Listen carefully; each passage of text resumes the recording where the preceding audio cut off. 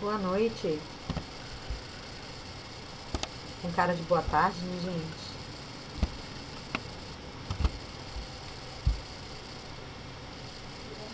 Boa tarde ou boa noite, né? Boa noite com cara de boa tarde, porque ainda tem luz lá fora. Vocês já estão vendo a minha tela? Porque eu sempre fico na dúvida. Sim, já tá dando pra ver. Com duas frases aí, né? Então, beleza. Vou dar um tempinho pro Isso. pessoal ir entrando e se aproximando, porque esse horário é complexo, né? Que a gente trabalha. Mesmo nesse sistema que é mais online do que presencial, a gente nunca sabe. Muito maluco.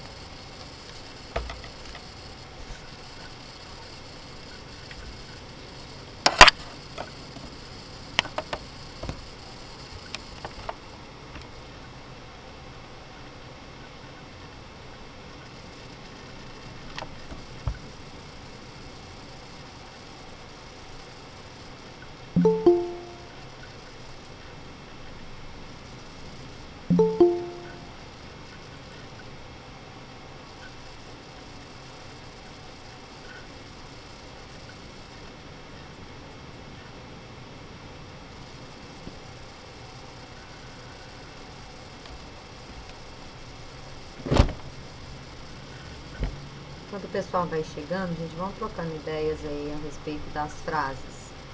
Essa primeira é de Osho, né? Ele vai fazer uma abordagem aí voltada muito mais para a filosofia, né? Para esse pensamento da gente questionar determinados parâmetros, determinados padrões, determinados conceitos que a gente carrega ao longo do tempo e da vida. E o conceito que ele aborda na primeira frase, que está do lado esquerdo da tela de vocês aí, é sobre felicidade. A felicidade não é um destino, é uma viagem. A felicidade não é amanhã, é agora. A felicidade não é uma dependência, é uma decisão. A felicidade é o que você é, não o que você tem. E a outra aí é a da borboleta, ela não tem uma autoria, né, definida, mas eu gosto muito dessa ideia da metamorfose. Brinco que a minha alma está sempre em metamorfose, está sempre em transformação. A gente tem que se perceber como mudança. Então eu vou falar um pouquinho de mim usando essa frase aí, enquanto o pessoal está chegando. Espera um pouquinho que mais um que você está aqui. Essa frase traz assim: na hora da dor, se recolha dentro de você e tenha paciência com seus processos, pois são eles que vão te transformar na sua melhor versão. Bom, eu acredito que muitos de vocês, né, não me conhecem, é a primeira vez que eu estou com o Educafro. Eu trabalhei com uma aula apenas mesmo no final do ano, ajudando o pessoal que ia fazer o Enem, simplesmente uma revisão no geral mesmo. E a proposta é trazer para vocês um pouco mais da linguagem, da língua portuguesa. Eu me apresentei ontem, eu não sei se vocês estavam, né, no grupo que estava presente na abertura de ontem, mas meu nome é Neide, eu sou professora de língua portuguesa há mais de 18 anos, amo a nossa língua, por mais cheia de, como é que eu vou dizer, cheia de interconexões que ela, né, possui, porque eu vejo a língua como um veículo que vai possibilitar para qualquer um compreender qualquer coisa que deseje. A gente vai precisar da língua. É muito comum eu ouvir de alunos: nossa, eu detesto língua portuguesa, eu não gosto da minha língua, eu não sei falar, não sei escrever, eu tenho dificuldade com a linguagem. E, na verdade, vocês sabem muito mais de língua portuguesa do que supõem, do que possuem, do que imaginam, né? Às vezes só está precisando acessar, às vezes é só mesmo abrir a porta, já está aí dentro. Eu brinco com os meus alunos que é como se a mala estivesse ali prontinha, em cima da cama, só precisando que você abra essa mala para fazer o uso da bagagem que está ali dentro. E às vezes a gente bloqueia, a gente fala: eu não dou conta, eu não consigo, eu não sei, e aí a língua vira um empecilho. E ela não precisa ser um empecilho, né? Ela precisa ser um entrave. Então a minha proposta é tirar essa trava da linguagem, é olhar para a linguagem como a esfinge, né, faz com que a gente também repense: decifra-me ou te devoro. Eu acho que a linguagem não precisa nos engolir, nos devorar. A gente pode vencê-la, decifrá-la, decodificá-la, como a gente vai falar um pouquinho hoje. Bom, as propostas iniciais, né, da apostila que vocês vão ter e nós vamos abordar, vai trazer um pouquinho sobre alguns conceitos, sobre a história, um pouquinho das pontas, né, com a história da língua, o que é linguagem, o que é língua, o que é fala, que é essa tríade, essa pirâmide que vai construir aí. Então é importante a gente pensar que linguagem é o meio mais amplo, é o olhar mais amplo da estrutura linguística. A língua já é um dos eixos e fala é exatamente esse processo que a gente vai construir a partir da oralidade. Se a gente tem domínio de fala, a gente tem todo o pressuposto da linguagem para nos fazer decifrar qualquer coisa que estiver à frente. Às vezes a gente só precisa descortinar o olhar e abrir a mala que está pronta, com a bagagem ali acessível, mas que às vezes a gente não sabe bem o que tem lá dentro. Ou seja, eu tenho que entender, eu tenho que decodificar o que eu estou trazendo na minha bagagem, o que eu vou fazer com isso e para qual direção eu vou apontar a área do saber. Onde que eu quero aprender, o que eu quero aprender, onde que eu vou chegar com isso, né? Eu falo que para questões relativas ao Enem, a língua portuguesa é o principal veículo que vocês vão utilizar para toda essa bagagem, para todo esse conhecimento. Porque se vocês estão fazendo uma prova de ciências humanas, vocês vão ter que ler, interpretar decodificar e entender para responder. Se é de matemática, a mesma coisa. Ah, mas a linguagem matemática vai trabalhar com outros símbolos, com outras, né, situações. Sim, mas é caminhar também no pressuposto da língua portuguesa. Então, a língua como instrumento, como veículo. E eu acho que é o ponto mais importante para a gente verificar o quanto mais sabemos sobre a nossa própria estrutura linguística, que às vezes a gente não tem conhecimento de que nós carregamos essa bagagem, né? Ela está pronta, eu só preciso acessar, torná-la mais possível e acessível. Aqui eu até trouxe uma música, mas eu acho que ela não vai tocar aqui. Vocês sabem me dizer, algum professor já tentou? Não. Vocês estão ouvindo? Sim. Sim? Então beleza. Eu achei que não ia conseguir colocar o áudio dela. Vocês vão observar que é uma música bem agitada. Mas Não, pera, eu falei errado. Eu não tô ouvindo a música. Tô falando que eu tô te ouvindo. Eu vou soltar aqui, vocês vão me dizer se vocês estão ouvindo a música. E se não estiverem ouvindo, eu mando ela pra vocês depois. Não tem problema não. Ó, peraí que eu dei um clique a mais, aí ela sumiu. Estão ouvindo? A música em si, vocês chegaram a ouvir um trechinho de música? Não, né? Não tá dando pra ouvir, não. Então, eu vou fazer o seguinte, eu ponho ela no bate-papo pra vocês. Ela, deixa eu até jogar ela aqui no meu Chrome, rapidinho. Eu vou abrir ela aqui e mando pra vocês no bate-papo, depois vocês escutam. É uma música do Titãs, muita gente não conhece, e ela traz exatamente essa abordagem da língua. Palavras, Titãs. E eu queria esse vídeo que eu joguei ali, vocês vão achar vários, mas esse em especial, ele traz a letra dela sendo colocada, sendo exibida. Esse aqui. Eu vou jogar ele para vocês aí, o link, e depois vocês escutam com calma, porque eu acho que música é um instrumento bacana para a gente fazer intercorrências linguísticas, cruzar sentidos e conceitos. Vou jogar elas aí para vocês, depois vocês escutam com calma. E na outra eu vou começar, eu até entrei antes para poder ver onde que era, mas eu ainda estou apanhando o Google Meet. A gente usa outro sistema na escola que eu trabalho, a gente acostuma com aquilo que a gente usa, né? Bom, deixa eu boa noite para vocês aí. E aqui o link do YouTube dela. Bom, vamos dar sequência aí, que não necessariamente ela era um acréscimo. Eu gosto porque ela vai jogar aqui, as palavras são pontes, né? As palavras são só um pedaço da nossa comunicação. Vamos ver como que nós podemos trabalhar com essa tríade da comunicação. Linguagem, língua e fala. Quando a gente vê essas três palavras, linguagem, língua e fala, a gente vê tudo como uma coisa só. Por que a gente vê tudo como uma coisa só? Porque elas se interrelacionam, igual uma teia, né? Eu preciso, para estabelecer um processo de comunicação, de estabelecer um jogo de linguagem que vai além da minha língua, vai além da minha fala. Eu, por exemplo, eu gesticulo o tempo todo, não sei se vocês estão me vendo em algum ponto aí, mas eu fico o tempo inteiro mexendo. Em sala de aula, então, eu não consigo ficar quieta, estou sempre andando. Então, essa colocação, esse uso da própria estrutura gestual é um processo de comunicação que constitui a linguagem que vai além. Então, o que eu trouxe aqui? 3 definições. Eu estou tentando gravar, se não funcionar a gravação, eu mando os slides para vocês também. A gente pode combinar assim, na próxima aula, se não tiver ficado a gravação, que às vezes vocês perdem, acontece algum contratempo, tem alguma coisa que vocês querem voltar na dúvida, para tirar uma dúvida, qualquer coisa assim, além de perguntar para a gente, vocês podem recorrer a esse processo. Se a gravação não funcionar, eu posto para vocês, a gente pode combinar, vocês têm um grupo de vocês, eu posto os slides lá para vocês poderem consultar a hora que precisar, tá? Então, isso aí não é problema não. Vamos pegar os conceitos para a gente trabalhar e comentar a semelhança, né? Onde que eles se aproximam e onde que eles se afastam. Em que ponto eu posso diferenciar cada um desses conceitos aí? Linguagem é todo o sistema verbal e não verbal. Toda vez que falar de verbal, vocês vão perceber que a gente vai falar dele, ó, um pouquinho pra frente, está associado a palavras, que é exatamente o que a música do Titãs trazia pra gente. Então, é uma série de palavras recorrentes ali. E o não verbal, que é todo o resto.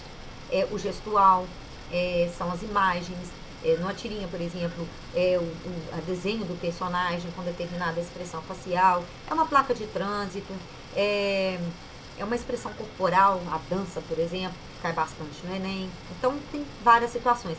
Um desenho que eu posso ter também numa pintura, uma ideia de um quadro, né? Quadro e arte cai muito dentro da questão da linguagem. Por quê? porque é um tipo de linguagem que vai exigir de vocês uma leitura do não verbal.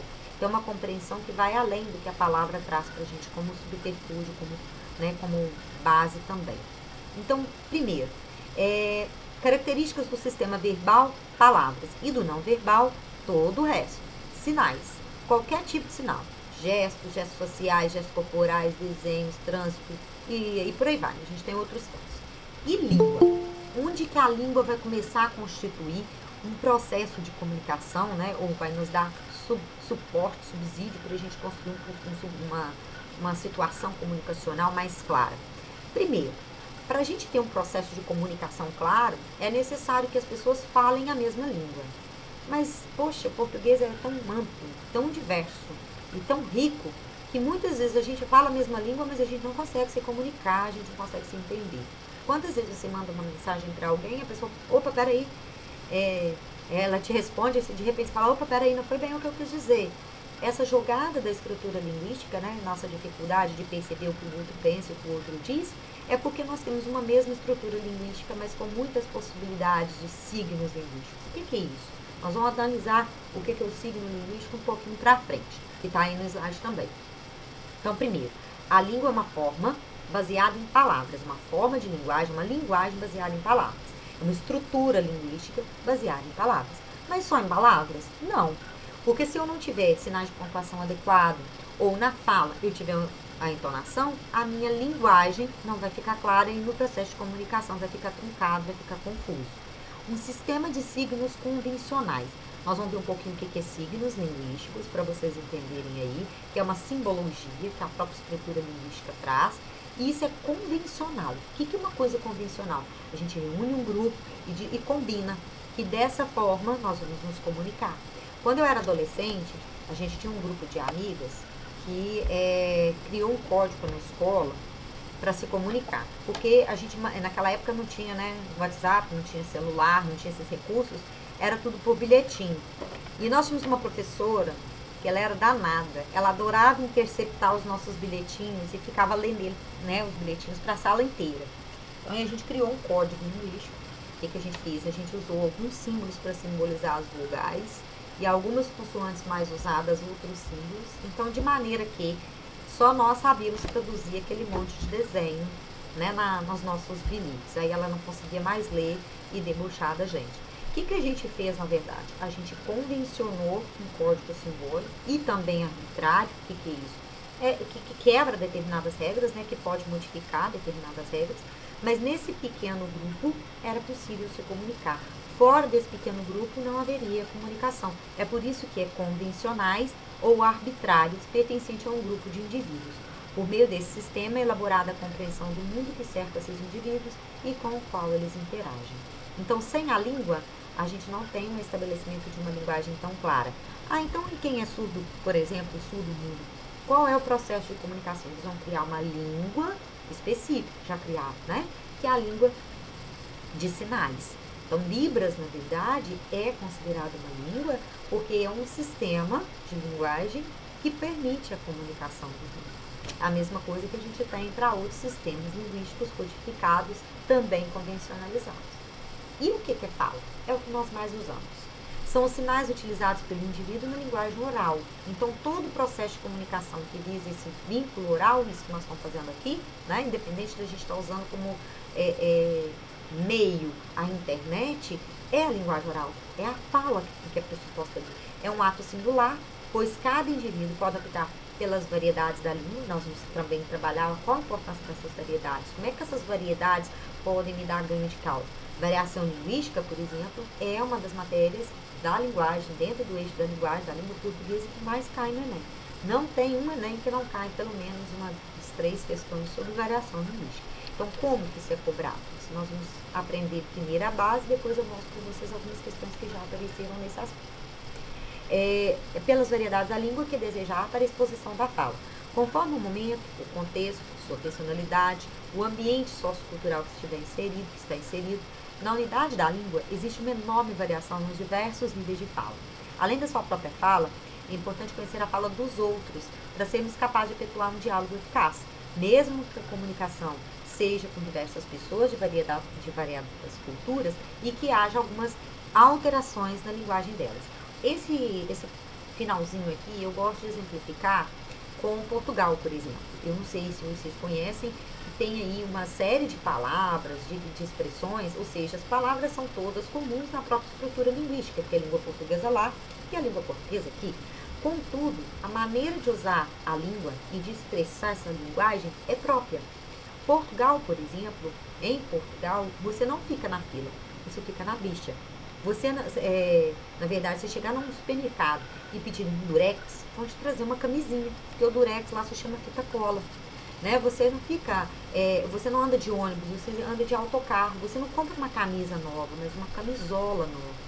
E por aí vai. Essas intercorrências, essas diferenças da nossa estrutura linguística, é comum a gente ter uma variação dependendo do local onde a gente está. E isso não acontece só na variação do português brasileiro para o português de Portugal, né? Eu tenho uma variação dentro da própria questão regional do Brasil. Quando a gente pega no Nordeste, nós temos determinadas estruturas, nós pegamos o Nordeste, o Sudeste, o Norte. Então, tudo tem as suas particularidades. Cada grupo, como a gente viu aqui, ó, de indivíduos, vai convencionar essa linguagem com características próprias, dando estruturas e alterações de cada local, de cada região. Algumas a gente consegue entender e interpretar, outras você fica pensando o que será isso. Como a gente tem, por exemplo, aipim, macaxeira, mandioca, para significar a mesma coisa, em locais diferentes, né? Bergamota, mexerica e tangerina, que é a mesma fruta.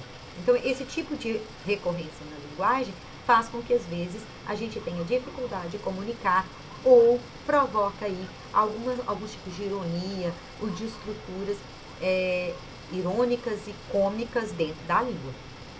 Nós vamos falar até da diferença da ironia e da comicidade, quando que as duas estão juntas e quando que elas se separam. Mas mais pra frente. Deixa eu só falar um pouquinho mais da base da linguagem para a gente entrar na estrutura da enunciação, que é importante para a gente nesse passo inicial. A linguagem como representação do mundo do pensamento. Então, é como eu falei com vocês lá no início. A linguagem, ela deve ser vista como veículo. Então, nós temos aqui 3 concepções.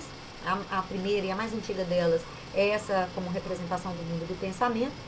Baseava-se na crença de que a função da linguagem é simplesmente, olha que está reduzindo, tá? Vocês vão perceber que às vezes a gente vai mesclar as três representações, as 3 concepções.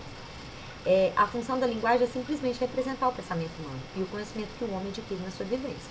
Em outras palavras, as correntes da linguística, o que é a linguística? A linguística é que estuda todo o processo de estrutura da linguagem, né? Determinadas situações dentro dessa estrutura da linguagem. Cujos estudos são regidos por essa concepção, acredita que a linguagem serve para representar, para expressar o que pensa e o que sabe o homem. Tal concepção, como você pode perceber, centra-se no indivíduo. Então, ela é individualista, ela vai puxar para o campo semântico. É claro que precisa partir daquele que está falando, mas é necessário que ele interaja com o grupo, aquele que pensa e, graças à capacidade de que é específica da sua espécie, expressa esse pensamento por meio do sistema de signos vocais, que é a questão da fala, ou da estrutura escrita, que é a língua escrita. A língua, ela pode ser falada e escrita. Lembrar, tá, gente, que a gente não fala como escreve, nem escreve como fala. E não tem que ser igual, tá? A gente pode se adequar, a gente pode trabalhar isso e ver como que eu posso ganhar nesse aspecto. Dentro da redação, dentro da minha maneira de expressar, dentro da concepção daquilo que eu preciso trabalhar no cotidiano. A segunda concepção traz a linguagem como instrumento de comunicação. Vocês notem que primeiro ele está centrado no indivíduo. Agora já vai pensar no indivíduo com alguém. Então vai fazer uma correlação, vai pensar no outro. Para aqueles que pertencem à corrente cujos estudos partem do princípio de que a linguagem serve para que as pessoas se comuniquem, a sua principal função é a transmissão de informações de alguém que atua como emissor, ou seja, eu estou falando, e a um alguém, sendo este o receptor, que são vocês que estão ouvindo. Então, esse processo de comunicação vai constituir uma base aí da teoria da enunciação. Eu preciso pensar que esses elementos da comunicação vão me permitir ir e vir e construir sentido em cima disso. Claro que esse daqui não está pronto ainda, mas ele já elaborou um pouquinho mais o primeiro. O primeiro parte do indivíduo e centra-se nele. O segundo, ele direciona esse falar para um receptor. E aí a gente precisa entender o que é emissor. Bom, emissor. No processo comunicativo, emissor é aquele que, de acordo com as regras de um código, vamos pensar nesse código com a nossa própria língua. Mas eu tenho outros tipos de código convencionados também, que é importante a gente relacionar. Então, o que é um código? Quando eu pego, por exemplo, o Código de Trânsito Brasileiro, eu tenho ali uma série de imagens que significam determinadas coisas, né? Eu tenho parada obrigatória, eu tenho permitido virar, proibido estacionar, e por aí vai. Eu tenho uma série de simbologias, uma série de códigos. A palavra também é convencionada como código. Então, é por isso que está falando, ó, de acordo com as regras de um código, nesse caso, a própria língua. E produz aí uma mensagem. Trata-se da pessoa que é a fonte da mensagem, então é aquele que está falando, aquele que está escrevendo. Se eu estou falando, por exemplo, da Marta Medeiros, que é uma cronista, então eu estou pegando o texto da Marta e estou apresentando para vocês. Então, quem é o emissor daquele texto? A Marta Medeiros. Se eu estou lendo o texto, me coloco como a emissora através da Marta. Então, eu estou fazendo uma condução e trabalho ali uma série de possibilidades de interpretação múltipla. O emissor se comunica com o receptor da mensagem e, para isso, procede a seleção entre as regras da língua. O que é essa seleção? Ele vai escolher determinadas palavras. Quando uma pessoa está escrevendo um texto para outra, ou quando uma pessoa está falando, se direcionando a outra, ela escolhe umas palavras em relação àquilo que ela tem para dizer. O que eu preciso comunicar? O que eu tenho para dizer? Ao meu chefe, quando eu vou escrever um comunicado, direcionando, por exemplo, a venda de um determinado produto. Então, eu tenho um porquê, eu tenho que escolher uma seleção de palavras que me façam compreender, ou faço o outro compreender aquilo que eu tenho para dizer. Entre as regras da língua, daquilo que considera e que servirá à transmissão de informações. Eu até quero anotar aqui que eu quero trazer para vocês um pequeno vídeo de um cego em Paris. Vocês já ouviram falar de um cego em Paris? É um vídeo de marketing bem curtinho e ele é antigo. Vocês já viram alguma coisa? Já receberam alguma coisa assim em rede social? É a história de um homem pedindo esmola em Paris? Eu não. Nunca viram, não? Eu também. Podia até conseguir fazer isso aqui, mesmo que eu faça o compartilhamento. Deixa eu ver se eu localizo ele aqui, que seria interessante para vocês visualizarem como que isso é importante dentro do processo de comunicação. Cego em Paris. Esse videozinho é muito antigo, mas vale muito a pena. YouTube. Ele é curtinho. É uma publicitária que sempre passava na mesma praça e ela vai observando que ele tem ninguém parava para dar esmola para esse cego. E aí ela começa a pensar em uma estratégia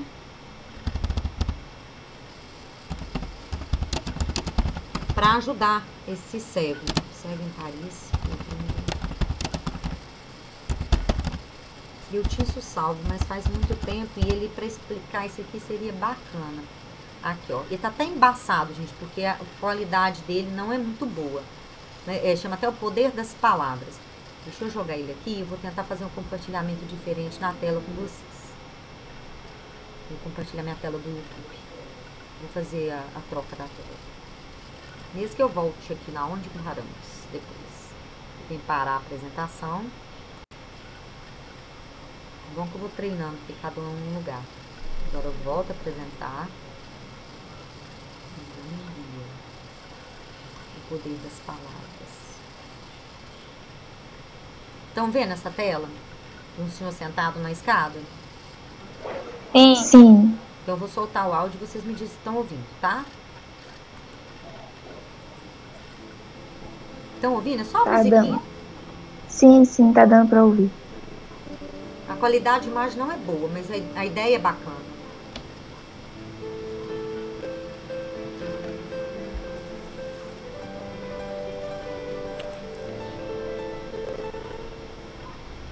Olha o que está escrito na placa dele. Sou cego, por favor, me ajude. Poucas pessoas ajudam.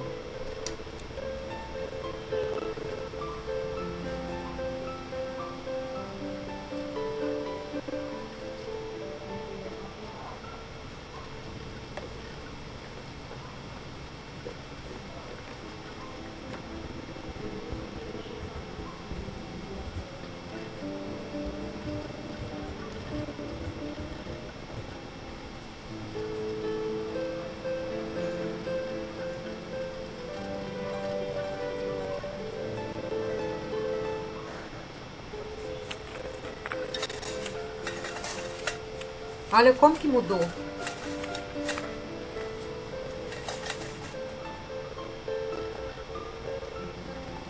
Ele reconhece ela pelo sapato. What do you do to the same? I want the same. Different words.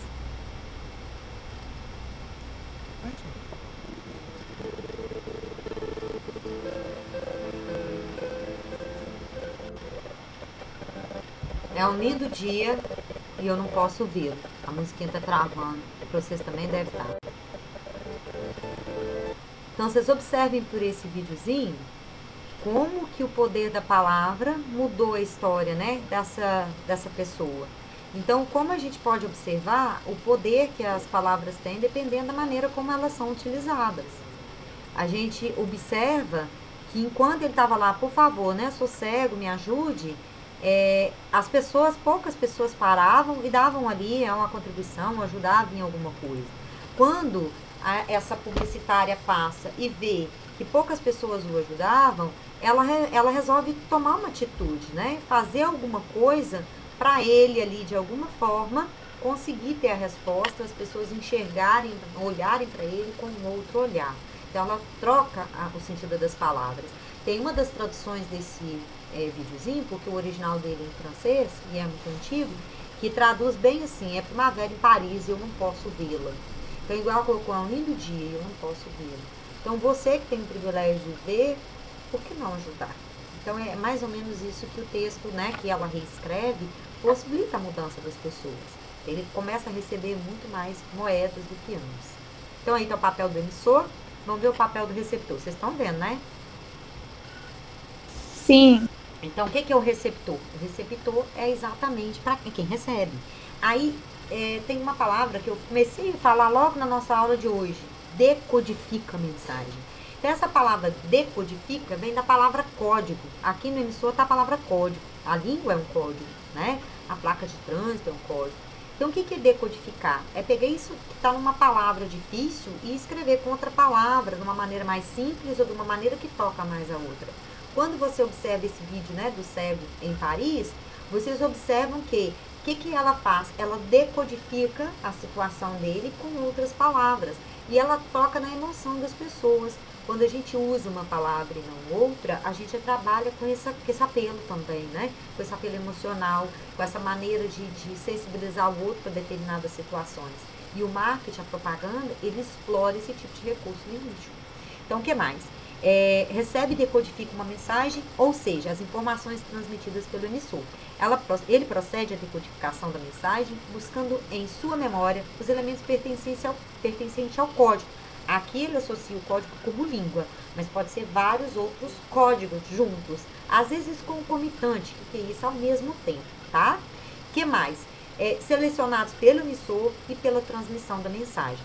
Além desse emissor e desse receptor, para que essa comunicação de fato ocorra, como está falando ali de um processo social, eu preciso também, aliás, de um processo de troca, o social vai ser o terceiro, eu estou antecipando, o contexto.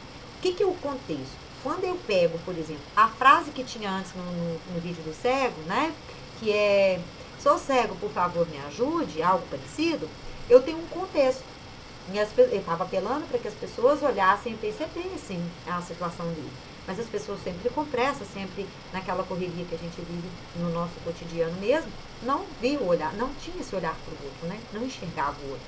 E o que é o contexto? O contexto vai fazer essa interação, ó, fazem parte do contexto da situação de interação os dados comuns aos interlocutores. Nós vamos falar muito de interlocutor. Quando a gente está falando de emissor e de receptor, eu também estou falando de interlocutor. Quando eu falo e vocês me ouvem, eu posso dizer que eu sou emissor e vocês meus interlocutores.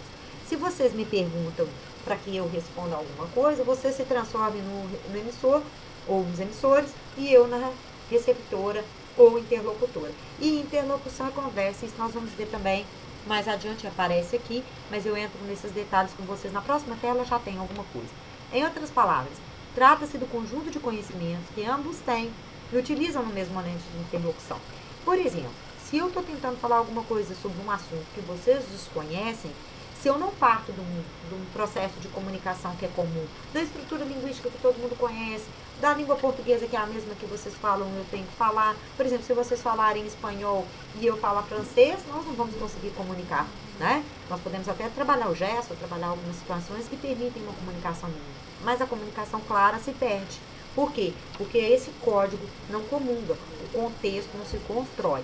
Em outras palavras, trata-se do conjunto de conhecimento que ambos têm e utilizam no momento da interlocução mesmo que conversa. Assim como nos aspectos socioculturais e psicológicos envolvidos na situação de interação. Então, vamos ver o terceiro processo, que vai explorar exatamente os 3 eixos ali. A linguagem como interação. Observe que essa ação está dentro do parêntese. O que é o inter? O inter é em relação entre. Finalmente, a mais contemporânea das concepções de linguagem fundamenta-se na tese de que a linguagem é atividade, é forma de ação. Eu vejo muita linguagem dentro desse processo. Ela permite essa questão do indivíduo se manifestar? Sim. Ela me permite trocar ideia com o outro, como é o segundo, né, que coloca ali? Beleza, permite. Mas mais que isso, ela me permite me ver, me perceber, me relacionar como um sujeito social. Então, é um jogo social cujos participantes se comportam de acordo com suas intenções. De acordo com essa maneira de entender a linguagem, há aqui 2 participantes ativos, chamados por muitos pesquisadores de locutor e alocutário, ou locutor e receptor, pode ser também esse outro nome, tá? Vocês vão ver mais com o nome de receptor do que como alocutário, que é uma palavra mais estranha, que são ambos responsáveis pelo sucesso da interlocução ou conversa e que agem de acordo com intenções ou com propósitos comunicativos. Então, vamos pegar cada um dos trechos aí dessas palavras estranhas. Locutor é aquele que diz, que emite os enunciados, por isso está aí dentro da nossa teoria da enunciação. O alocutário, aquele a quem são endereçados os enunciados, então vocês, os receptores, o meu leitor, o meu ouvinte, lá no caso da televisão ou do filme, o telespectador, né? E por aí vai. Interlocução e interação verbal, que consiste na presença do locutor e do alocutário, ou seja, daquele que fala e daquele que recebe a mensagem. Para entrar nisso tudo, eu vou esbarrar no que a gente já havia mencionado lá atrás de linguagem verbal e de linguagem não verbal. Quando eu falo de verbal, eu estou concentrada no signo linguístico, que é a palavra, seja falada, seja escrita. Quando eu estou falando de elementos não verbais, eu posso trazer para outros campos semânticos, e é comum vocês verem isso em questões do Enem. A música, a dança, a mímica, a pintura, a fotografia, a escultura e outras tantas, né? Por exemplo, você pode ter até algumas artes marciais como linguagens não verbais também, que possuem outros tipos de unidade, como o gesto, o movimento, a imagem. Há ainda as linguagens mistas, e aí a gente vai trabalhar muito com linguagem mista. O Enem explora muito o que vocês estão vendo nessa tirinha aí do Armandinho. Gosto demais das tirinhas dele, tem caído muito em questões de vestibular e de Enem. O autor se chama Alexandre Beck, e eu gosto da postura dele, porque ele desenha esse menininho do cabelo azul, e esse menininho pensa de uma maneira tal, ele é representativo, ele é um porta-voz daquilo que o próprio Alexandre Beck pensa. Então, em publicações de revista, de jornal e até na própria internet, ele tem páginas inteiras na internet, para quem gosta de história em quadrinhos. Eu sou apaixonada com quadrinhos, eu acho que dá um recado de uma forma bem bacana. Ele joga a linguagem verbal com a não verbal, fazendo um contraponto e fazendo com que a gente repense determinadas coisas, sabe? Sempre com um viés reflexivo. Gosto bastante da maneira como ele explora a linguagem, tá? Indo além da verbal e indo além da não verbal. Acho até que ele faz um diálogo entre as duas, sabe? Como se juntasse uma coisa com a outra. Além da linguagem mista dos quadrinhos, há também o cinema, para quem ama aí o audiovisual. Aí a gente tem documentários, a gente tem filmes, tem séries, especialmente nessa fase de pandemia, né, que as séries viraram febres. Muita gente tira um tempinho para ver série quando possível, já que não está podendo, a gente não está podendo ir ao cinema, né? Teatro, da mesma forma, também é um meio que trabalha com essa inserção das duas linguagens, da verbal e não verbal, e muitos programas de TV que podem reunir linguagens diferentes, como desenho, a palavra, o figurino, a música e o cenário. Pensem, só o cenário que está ali por trás de uma peça de teatro já diz sobre o personagem. A maneira como o personagem se veste, que é o figurino, também diz muito sobre o que ele tem para dizer, né? Nós nos representamos. como a gente fala, como a gente se escreve, como a gente se comporta, a maneira como a gente gesticula, tudo isso também pode ser lido. Só que muitas vezes a gente faz uma leitura superficial e não vê esses pontos e contrapontos que a linguagem nos oferece. Olha só o que a tirinha do Alexandre Beck traz aí sobre, e olha bem a expressão do menininho, tá? Observe que aqui ele tá pensativo, aqui ele tá triste, né? A maneira dele olhar para baixo traz isso, e olha que ele não tem ali uma característica muito clara. E a expressão de espanto da última. Essencial à vida de todos os seres vivos e começa com a letra A. Como você conseguiu errar essa? É óbvio que é a água. O que você colocou na prova? Amor. E quem diz que água e amor não são essenciais à vida de todos os seres vivos? Então, notem que o Armandinho, ele foi para o lado emocional e ele deveria ter feito a análise voltada para o lado físico, né? É um outro ponto. Mas ambas começam com A e cabem como resposta à pergunta colocada, né? Ou à apresentação colocada. Durante muito tempo, se pensou que a unidade básica dos textos, fosse a palavra, e que as outras unidades eram supérfluas ou acessórias. Isso vale para pontuação, tá, gente? Pontuação, eu falo muito com os meninos, com os meus alunos, que quando a gente está escrevendo, a gente às vezes fica com dúvida. Eu ponho a vírgula, eu tiro a vírgula, eu ponho 2 pontos, eu não ponho, eu vou quebrar a minha frase aqui, continuar, ou eu faço aqui um período mais longo. Essa inserção da pontuação é fundamental para que a minha palavra tenha sentido. Se eu pontuo no lugar errado, o meu texto também vai ficar confuso. Então, a pontuação e outros elementos vão me ajudar. A pontuação, a acentuação, os dos conectivos, que são as conjunções, tudo isso é elemento para a gente poder ajudar essa palavra a fazer sentido. Sabemos hoje, entretanto, que todas se complementam na construção de sentidos de um texto, não sendo possível estabelecer uma hierarquia entre elas. Mais recentemente, com o aparecimento da informática, surgiu também a linguagem digital. Quantos e quais de nós ainda usamos os emotions? Eu sempre fico na dúvida de como é que fala. Emojis, acho que é emojis. Eu sempre fico na dúvida na pronúncia. Os desenhos, né, que simbolizam muito ali. Tem também a linguagem do intermitês, que vai quebrar a língua, VC, P, barra, TB no lugar de também, e por aí vai, né? É a linguagem que vai cifrar, que permite armazenar e transmitir informações em meios eletrônicos. Sem falar que além dessa linguagem que eu estou brincando do intermitês, a linguagem digital também está comportando uma coisa muito importante aí, que é o algoritmo. Para quem fez ou viu a proposta do Enem de 2 anos atrás, que falava sobre essa questão do algoritmo, né, na construção e no estabelecimento ali de manipulação, eu tenho o papel da linguagem digital aí por trás. Quem viu aí o Dilema das Redes, que é um documentário que está circulando na Netflix, é importante visualizar isso, como nós somos manipulados e não percebemos. Assim, pode-se concluir que a comunicação se estabelece por meio dos textos.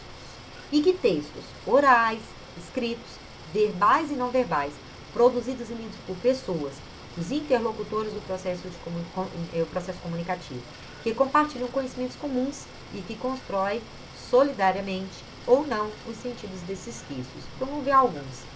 Bom, vocês têm aí 2 cartoons.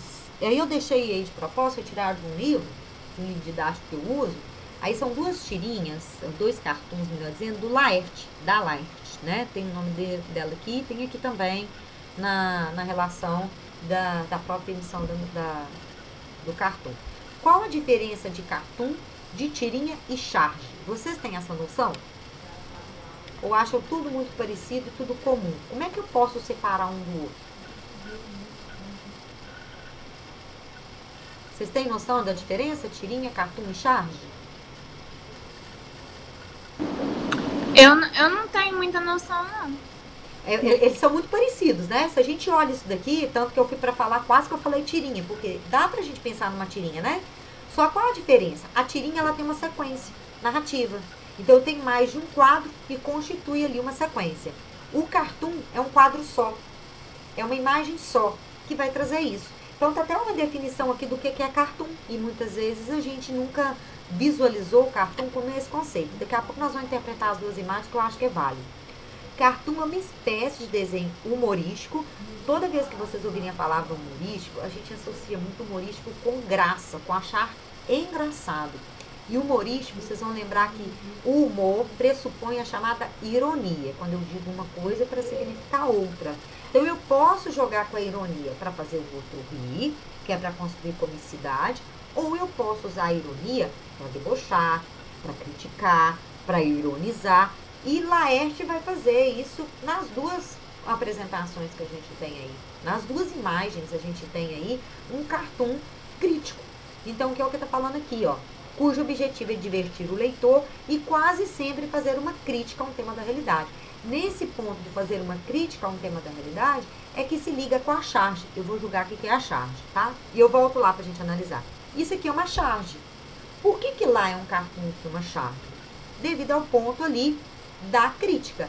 Especialistas mostram as várias formas de contágio pelo coronavírus. A TV que está dizendo. Ele está lá, sentado na frente da poltrona. Aí vem o mosquito da dengue. A gente vai direto ao ponto, né? Ou seja, enquanto muita gente está aí preocupado com a questão do contágio com o coronavírus, esqueceu de preocupar com situações de transmissão da dengue. E a gente tem visto aí vários casos. Eu tive uma colega lá de trabalho, lá da escola onde eu trabalho, que ela achou que estava com Covid, foi para o hospital, fez 2 testes e nada, dava negativo. Aí a médica suspeitou que podia ser e confirmou, era dengue. Então ela, na verdade, estava com dengue achando que estava com Covid. Mesmo porque tem que tomar cuidado, porque o fato de você ter a dengue, por exemplo, a sua imunidade cai e você fica suscetível a também ser contaminado pelo Covid aí. Então é importante. Vamos tentar interpretar as duas aqui antes da gente prosseguir. O que vocês podem fazer de leitura aqui? Observem bem o papel do professor, o papel do aluno que está ao quadro e o papel da classe inteira, que a gente vê aqui um atrás do outro. Então, vamos analisar primeiro esse cartoon, depois a gente vai para esse. O que a gente vê aqui? Esse aluno que está no quadro, ele está fazendo uma coisa porque ele quer ou porque ele foi obrigado? E como que a gente chega a essa conclusão?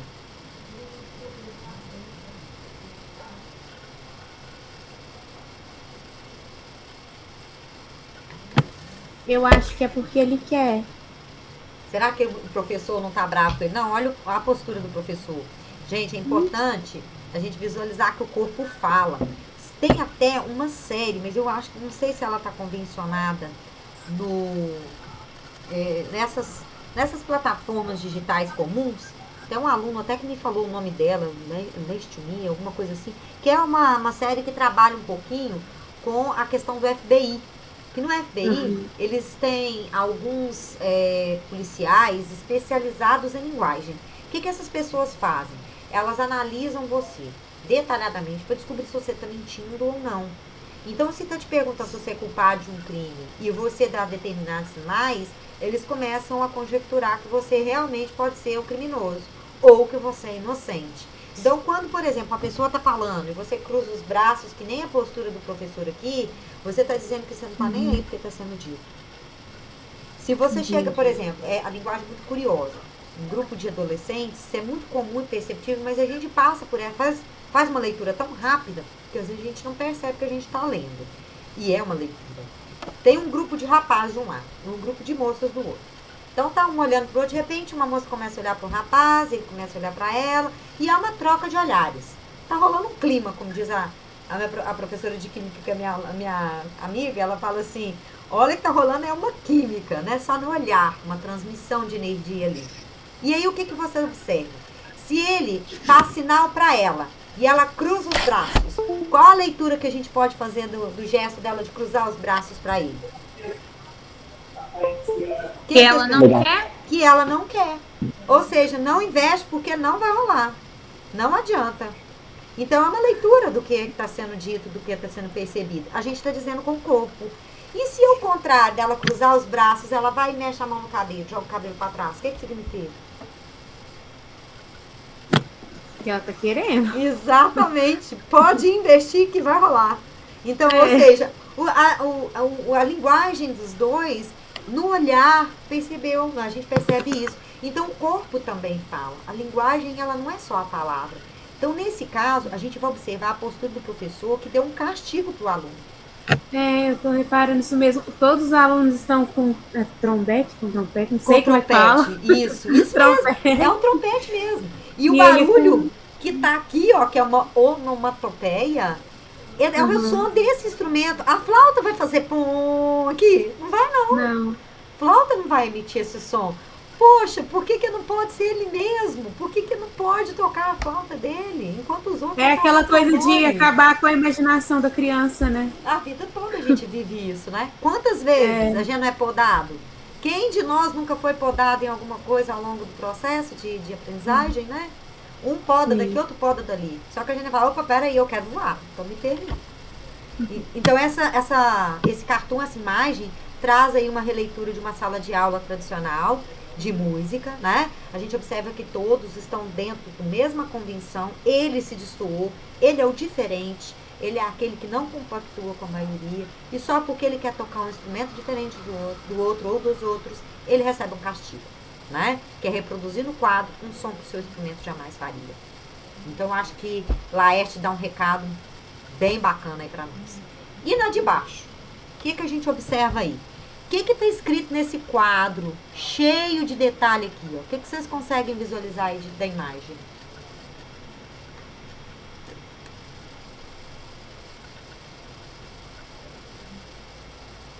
A aula de quê? A aula de matemática, né? Isso. Eu acho. Ou matemática ou física, né, gente? Porque eu sempre misturo uma com a outra. Mas esses códigos de delta, alguma coisa aqui... Pelo delta, eu acho que é matemática. Também tem essa matemática. Mas a gente vê que a linguagem expressa no quadro negro, o detalhe, minha apresentação que imita o quadro negro, é de propósito. Mas essa ideia do quadro cheio de linguagens simbólicas da matemática faz a gente pensar a professora de que área? Da matemática, provavelmente. O que tem escrito na blusa da professora? Control. Contra uma palavrinha em inglês que traduz pra gente o quê? Controle. E na camisa do menino, o que está escrito? Delete. O delete é apagar. O que ele está mostrando? Ele não está apagando o que a professora está fazendo?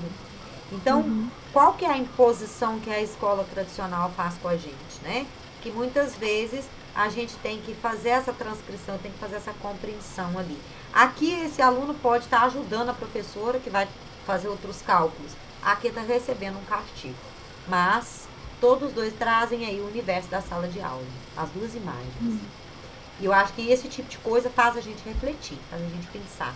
Será que o processo de sala de aula está sendo eficaz? Até que ponto a educação consegue fazer com que a gente, né, consiga nos perceber como agentes de mudança e de transformação, como esse menininho da flauta aqui? Não precisava ter sido castigado porque ele queria tocar o instrumento. E a gente vê isso em outras situações. Falamos dessa aqui já, então eu vou citar para cá. Agora eu tenho umas duas imagens aí. Uma tirinha, que aí eu mostrei para vocês o cartoon, mostrei a charge. Agora eu tenho aí um quadro informativo, uma placa informativa e embaixo uma tirinha aí do Calvin, do Haroldo, para a gente fazer uma análise. Nós vamos ter duas aulas seguidas, tá, gente? 19 horas, terminou a primeira. Essa semana sou eu com duas seguidas e semana que vem vocês vão ter duas de matemática. Aí parece que vocês vão ter uma antes do intervalo, outra depois, parece.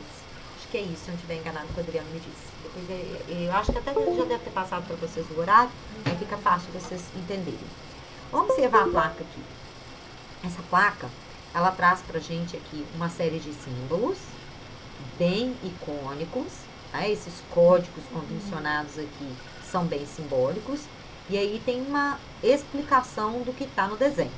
Assento preferencial para obesos, gestantes, pessoas com bebês ou crianças de colo, idosos e pessoas com deficiências. Então, aqui nós temos 5 imagens sendo traduzidas até aqui. Ausentes pessoas nessas condições, o uso é livre. Então, a gente vê essa placa em vários locais onde esse assento é destinado a preferencial, né? O lado preferencial. Quando a gente vê caixa preferencial também, é muito comum a gente ter essas colocações aqui e esses símbolos retratados, tá? Os símbolos são associados, inclusive, em placas de trânsito também. E aí vai trazer um pouquinho sobre código, daqui a pouco eu comento a tirinha. São códigos, os sinais de trânsito, os símbolos. Símbolo, quando a gente pega, por exemplo, a bandeira nacional, um símbolo. O escudo brasileiro, um símbolo. O hino nacional, um símbolo da nação. Então, são símbolos. Peguei alguns, mas nós temos vários, né? O código Morse, As buzinas dos automóveis, nem sempre elas são usadas como tal, mas quase sempre a buzina é como se fosse um sinal de alerta. Ela toca para se vir, opa, peraí, fica ligado, não atravessa agora não, cuidado, né? Ou, peraí que você está entrando na faixa errada. Então, normalmente é para isso que ela deveria servir. Embora a gente vê buzina usada para outros sentidos. Às vezes chega na porta da casa do meu amigo, buzina para você descer no prédio. Então esse é um sinal que a gente não deveria usar, mas a gente usa também. As indicações de lugares, de locais para estacionamento, isso é muito comum, ou de caixas para clientes preferenciais. É comum a concepção da língua como código, uma vez que ela trata-se, né, de um código especial, resulta, né, numa convenção social. Entretanto, ela trata-se de um código especial. Por que ela é um código especial? Porque ela vai trabalhar o que a gente chama de signo linguístico, que está nas outras telas aqui. Entretanto, trata-se de um código especial estabelecido ao longo de um processo social e histórico complexo, pois a língua não só permite que seus falantes desenvolvam maneiras de falar no mundo, mas também influi diretamente em como eles se constituem como sujeitos sociais. Ou seja, eu preciso me perceber como sujeito social em vários aspectos. A gente assume papéis sociais, por exemplo, eu sou filha, eu sou mãe, eu sou esposa, eu sou profissional, então são vários papéis. Eu represento, uma única pessoa pode representar vários sujeitos sociais, né? Então a gente dialoga com esses papéis, irmã, né? E assim subsequentemente.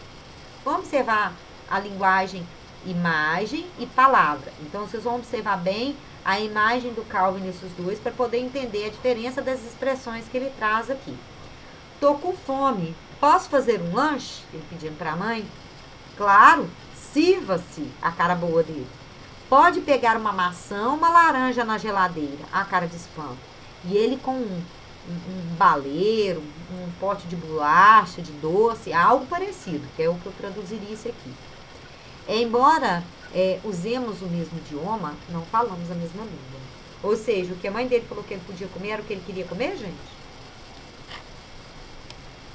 Ele queria outra coisa, né? Ele queria outra coisa. O Jackson mandou uma mensagem aqui no WhatsApp. Deixa eu ver se ele tá online. Deixa eu até avisar pra ele que sim. Ele quer dar um recado pra vocês. Eu inverti, não olhei o celular nesse momento.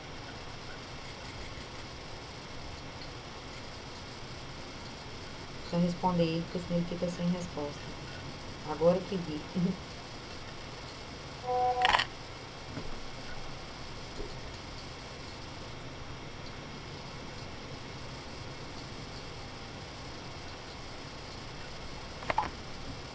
Bom, vamos comentar só, terminando a tirinha. Assim que ele entrar, ele dá um recado para vocês aqui, eu acho. A língua está presente, ou será que é para que eu dei o recado? Eu acho que é o que eu vou dar o recado, gente. Eu vou falar para vocês, se caso ele entrar, vocês já estão sabendo. O Jackson é o professor de matemática, eu acho que ele daria o terceiro horário. Então, tem um intervalo e depois seria ele. Aí ele está pedindo para avisar vocês que hoje não terá aula com ele, pois ele está sem voz, tá? Fônico.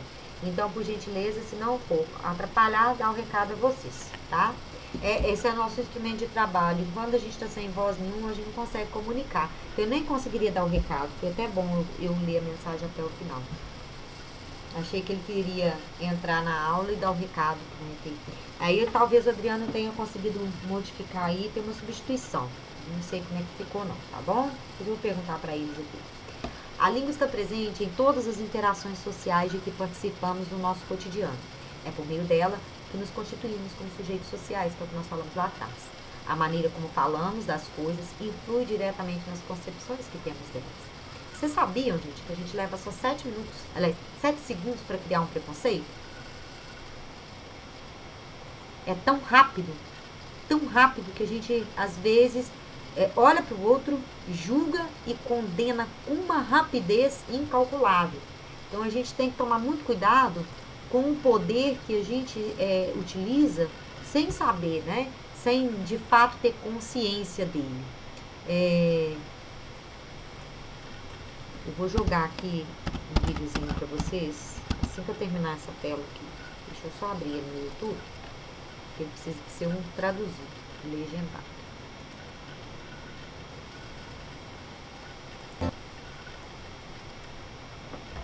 Vou só terminar essa tela e jogo o videozinho que eu acho que ele vale a pena. Ele é curtinho, tá? A maneira como falamos das coisas influi diretamente nas concepções que temos dela. Então, é exatamente nesse ponto que eu quero que vocês visualizem um pequeno vídeo. E dependendo do meio social, cultural em que essa pessoa vive, a língua se desenvolve de um jeito ou de outro. De forma que os sujeitos sociais e sua linguagem se influenciam mutuamente na sua constituição. Nas interações sociais de que participamos, podemos, por meio dos usos que fazemos da língua, abrir caminhos, atingir nossos objetivos, conquistar aqueles com quem interagimos, ou pelo contrário, perder oportunidades, se mal empregados, criar inimizades ou até mesmo antipatias. Então é por isso que eu vou trocar a tela e mostrar para vocês aqui o videozinho do YouTube que vai apontar isso para vocês. Eu acho que ilustra bem aquilo que eu tô falando. Vou fazer só a troca aqui no vídeo da tela, tá?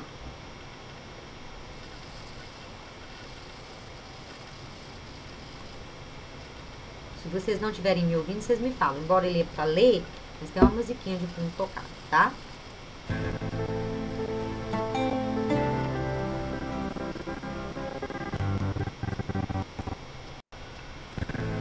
Olha, observem que, olha, ele vai colocar só 7 segundos para criar um preconceito. Ó, leva-se 7 segundos para criar um preconceito baseado na aparência de alguém. Olha como é que isso é sério.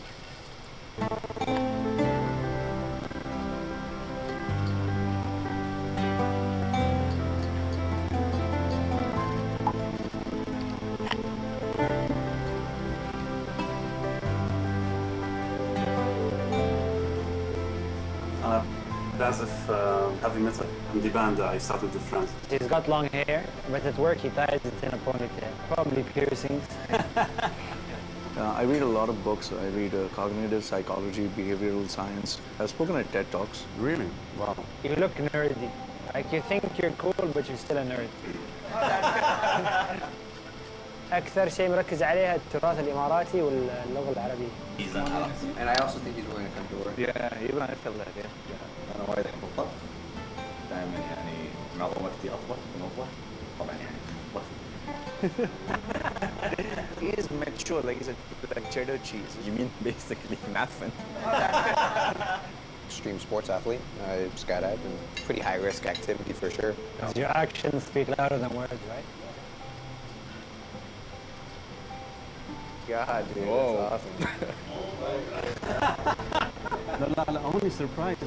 It was amazing when the lights came on and you get to realize who you're actually conversing with. واستغربت اول شيء لان اول شيء فتحت الليتات الحمراء وما رحت بس اشوف واحد جالس قدامي كلها تاتوز على وجهه. This was my expectation of you. This is what you really are. شفت شخص مثل هذا طريق ما بعد كلام.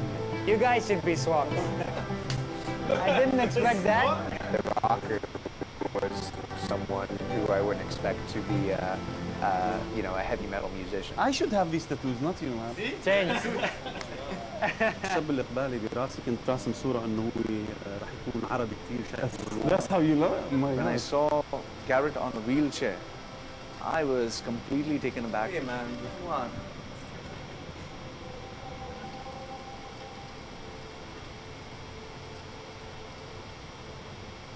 أنا جت العلبة فتحتها ما مكتوب عليه شيء ما مكتوب عليه كوكاكولا. And the minute I turned around, I saw that labels او الشعار او المغلف او التصميم هو بس للعلب مش للناس. ترى واضحة يعني المفروض ما تحكم على الواحد بالشكل. الشخص مو بلازم يعني ننتقده بشكله لكن اول شيء نتعرف عليه عقب نقدر نقول كيف الشخص. it changes your mind, your perspective, your heart.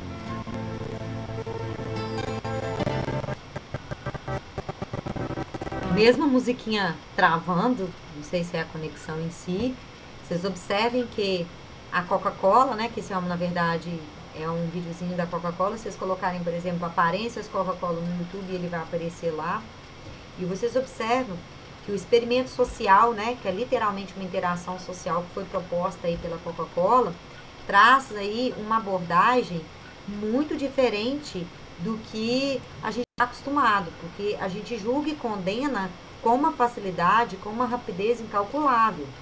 E aí, quando a gente observa esse grupo totalmente desconhecido, e aí a proposta de ficarem no escuro e ao mesmo tempo trocarem ideia, conversarem, a gente observa que essas pessoas, elas tinham que conversar, elas tinham que interagir através da língua falada e perceberem um outro ou imaginar como seria o outro. Então vocês imaginam que o cara lá tá tatuado, eles imaginavam o cara tatuado no outro, né? Pelos gostos, pelas possibilidades. Então a gente julga muito um livro pela capa, a gente julga muito uma pessoa pela aparência.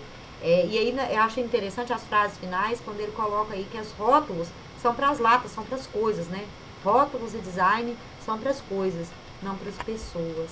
Então que a gente tem que pensar muito antes de rotular as pessoas com quem a gente tá conversando, que a gente conhece ou está conhecendo naquele momento, porque às vezes você vai descobrir que aquela pessoa é muito diferente daquilo que você está imaginando, você projetou. É isso que nós vemos aí, ó, na tirinha da Mafalda. Então essa é a sua filhinha querida, que gracinha, olha a maneira dela falar, tá? Filhinha, gracinha, a própria linguagem dela tá mostrando um ponto, tá? De quem você gosta mais, meu bem? Do papai ou da mamãe? Que criança nunca ouviu essa pergunta, não é mesmo, gente? A senhora quer a resposta padrão ou quer uma explicação mais completa do que sinto por cada um? Mafalda é aquela menininha criada por Quino que tá sempre nos surpreendendo, né, gente? Ela realmente surpreende com essa última colocação no quadrinho. E aí a gente observa que, olha a expressão da senhora que pergunta, que tratou ela por filhinha, por gracinha, e a expressão da mãe dela, né? De surpresa, de espanto. Nenhuma das duas imaginava com a criança respondesse ou falasse o que a Mafalda está dizendo. Então vimos na Tina de Quino que tanto a amiga da mãe de Mafalda quanto a menina mostram muito de si mesmas pela maneira como usa a língua, pelas escolhas que fazem ao formular uma pergunta ou respondê-la. Pode-se, pelo uso da língua, buscar ser uma pessoa agradável, amável, gentil, assim também como quebrar expectativas e romper estereótipos. Todo mundo tem noção do grupo que está aqui do que é essa palavra estereótipo? Vocês já ouviram essa palavra em algum lugar? Por que a Mafalda e essa mulher representam estereótipos? Já ouviram a palavra estereótipo? Como é que a gente... Sim. No caso, a mulher, ela representa o estereótipo daquela pessoa que sempre fica querendo agradar, usando o diminutivo justamente para chegar nela com um ar mais agradável. Exatamente. E ela quebra esse padrão, né? Quando ela não vai dizer que é do pai ou da mãe, mas ela vai elaborar uma resposta que quebra toda a expectativa, né? Olha, a senhora quer a resposta padrão, ou seja, que todo mundo diz, ou quer uma explicação mais completa do que sim por cada um? É muito comum a criança dizer, claro que é dos dois. Outra hora vai dizer, do meu pai eu gosto disso, da minha mãe eu gosto daquilo, né? Que é o óbvio. Mas a Mafalda nunca é óbvia, né? Ela subverte. Mas é exatamente o uso do diminutivo traduz esse tipo de pessoa, esse estereótipo de pessoas que vivem tentando agradar. Atenção no diminutivo no uso da linguagem, porque pode ser afetuoso, pode ser para ser gentil, amável, pode ser para ser irônico. Quer ver uma frase, uma expressão que eu acho que o diminutivo e o aumentativo muda tudo? Nossa, mas ela é um mulherão. Esse ão diz que ela tem atributos femininos, né, um corpo bonito ou algo parecido. Quando eu digo, nossa, mas ela é uma mulherzinha, ou seja, não vale nada. O diminutivo, às vezes, dá um tom pejorativo. O que é isso? Depreciativo, negativo. Mais do que afetuoso, tá? Dizer que gracinha, que bonitinho. Nem sempre a pessoa está sendo sincera. Às vezes ela está sendo falsa para agradar o outro. Muitas vezes a gente vê isso. Bom, a relação entre sociedades e línguas é constatada há muitos séculos. Entretanto, os estudos sobre língua só passaram a ser considerados científicos com o advento da linguística, que vem se firmando desde o início do século XX e tem como um dos seus pioneiros o estudioso Ferdinand Saussure, né, que é esse nome, como vocês estão vendo aí, que escreve Saussure, né? Mas o Saussure, ele é considerado um dos pais da linguística moderna. a fim de definir o que é a língua e analisar seus componentes, e baseado na teoria dele, que nós vamos ver um pouquinho sobre funções da linguagem, aí vai falar dos elementos que são baseados ali, e funções caem muito no Enem, eu preciso entender o que o Saussure estudou para entender ali os mecanismos e ver como que isso funciona na língua. Saussure propõe uma separação entre língua e fala e considera como objeto de estudo da linguística apenas a língua. Então ele está querendo buscar o seguinte, que se ele for basear na fala, ele vai trabalhar o quê? A variação linguística, como nós vamos fazer. Então nós vamos primeiro trabalhar a questão da língua e falar das funções, e depois eu vou me basear na fala e vou trabalhar as variações, beleza? Nós vamos falar dos dois. Numa aula a gente fala uma coisa, na outra a gente fala outra. Se der para iniciar hoje, beleza, mas não vamos apressar não, uma coisa de cada vez. Segundo a perspectiva adotada por esse estudioso, é possível considerar a língua como um sistema de signos. O que é isso? Vocês vão ver que na próxima tela eu vou explicar isso, o que é signo. Como um sistema de signos regido por regras socialmente construídas, utilizados pelos falantes em suas interações. As ideias de Saussure foram extremamente importantes para que a linguística moderna se tornasse uma ciência. Entretanto, a reflexão sobre os diferentes usos sociais da língua requer que se vá além da dissociação proposta por Saussure. Ou seja, nós vamos falar da estrutura de Saussure, nós vamos pegar esses elementos, trabalhar os signos linguísticos dentro desse esquema de significação simbólica, mas a gente depois vai falar da fala e de outras estruturas propostas por outros pensadores. Não detalhando tudo isso. Então, vão entender o que seria signo linguístico. Quando a gente fala, por exemplo, da placa de trânsito, eu tenho signo. Quando eu falo da bandeira nacional, eu tenho símbolo. Quando eu pego, por exemplo, aquela bonequinha ou aquele bonequinho que eles colocam na porta do banheiro feminino ou masculino, eu tenho um ícone. E todos esses elementos, o signo, o símbolo e o ícone, constituem representações simbólicas utilizadas no processo de comunicação da linguagem. Mas desses elementos, o que vai dar maior dimensão e que o Saussure vai estudar mais detalhadamente é o chamado signo linguístico. O que seria o signo linguístico? Ele vai representar, aqui, ó, é um elemento representativo da tríade da comunicação, linguagem, língua e fala. Existe quando ele carrega esses dois elementos, o significado e o significante. Então, eu vou explicar com um exemplo aqui embaixo o que é. Então, o significado, por exemplo, se eu pego um lápis, e aqui eu estou na mão um lápis, beleza. Mesmo que vocês não estejam vendo o meu lápis, ainda que vocês não estejam vendo que a cor do lápis, o tamanho, a dimensão, como é que ele é feito, a imagem de um lápis recorre na mente de vocês, ou seja, você tem um significante, e você pode atribuir a esse lápis um significado, um objeto que serve para a gente escrever algo, principalmente quando eu quero reproduzir alguma coisa, um desenho, uma palavra, e assim por diante. Então, a nossa memória é um fator fundamental nesse processo. Escutamos uma palavra e logo após reconhecemos devido à nossa lembrança. Detalhe, mesmo que vocês não estejam vendo o objeto e não estejam me referindo diretamente a ele, a palavra lápis também, ela é gravada na memória de cada um de nós depois que a gente já passou pelo processo de alfabetização. Então, essa lembrança ocorre porque o nosso cérebro armazenou uma real imagem sonora dessa palavra, e isso acontece devido ao elemento significante, que é o objeto, relacionado ao seu significado, que é o seu conceito, que também se encontra armazenado na memória. Deve-se obedecer aos padrões determinados de organização. É essencial em uma língua tanto o reconhecimento dos seus signos, como o uso correto das regras gramaticais convencionais para a gente estabelecer sentido. Então, quando eu pego, por exemplo, um signo linguístico, o que seria o signo linguístico? A junção do conceito e da imagem acústica. Ou seja, o conceito é o meu significado, a imagem acústica o meu significante. Aí aqui ele usou um símbolozinho. O desenhozinho do sol é o meu significado, é o meu conceito. E a palavra reproduzida aqui é o significante. O que eu posso reproduzir também? Com esse desenho aqui. Significante vai ser a palavra mesa, M-E-S-A, e o significado do objeto desenhado. Pode ser essa mesa, pode ser a mesa que eu estou usando aqui para colocar o meu computador, pode ser a mesa que vocês têm na casa de vocês. Eu não preciso estar vendo a mesma mesa para relacionar com um objeto, que tem 4 pernas ali ou sustenta determinada plataforma, certo? Então, o signo linguístico, ele é representado, como vocês estão vendo, pela convenção das palavras. Bom, E aí a gente entra no nosso aspecto mais fundamental que o Saussure trouxe pra gente. Ele estuda, né? Ele traz ele e o Jacobson, tá, gente? O Saussure, ele apresenta, e em seguida o Jacobson vem com esses elementos que podem nos trazer pontes para a linguagem. Ele vai fazer o quê? Com essa linguagem tem determinados papéis.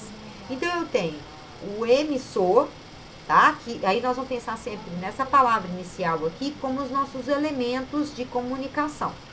E em seguida ele vai associar com as funções da linguagem, certo? Então sempre eu vou precisar pensar que tem uma mensagem para ser transmitida.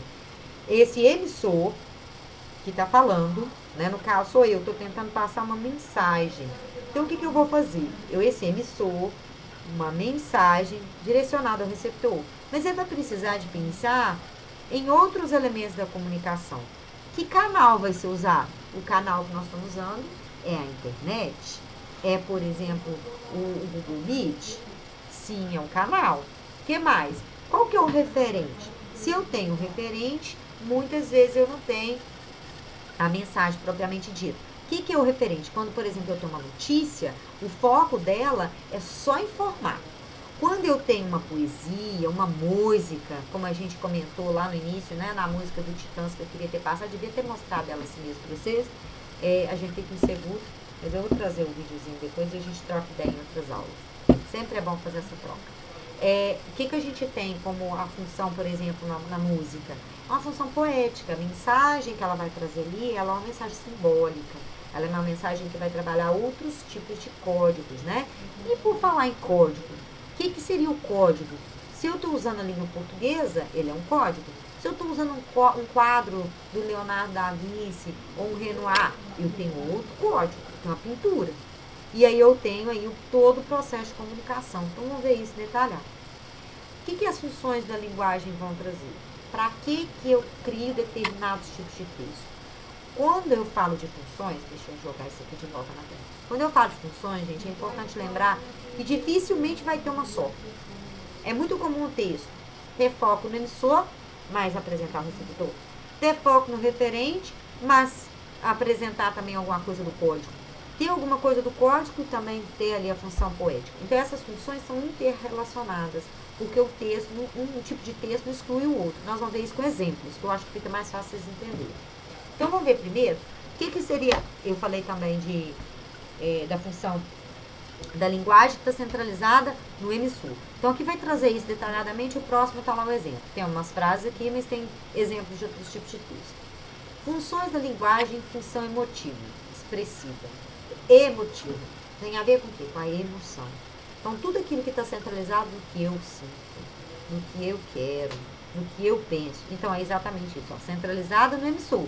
Revela sua opinião e sua emoção. A opinião e emoção de quem? Do próprio emissor. Qual a característica dela para eu poder identificá-la no texto?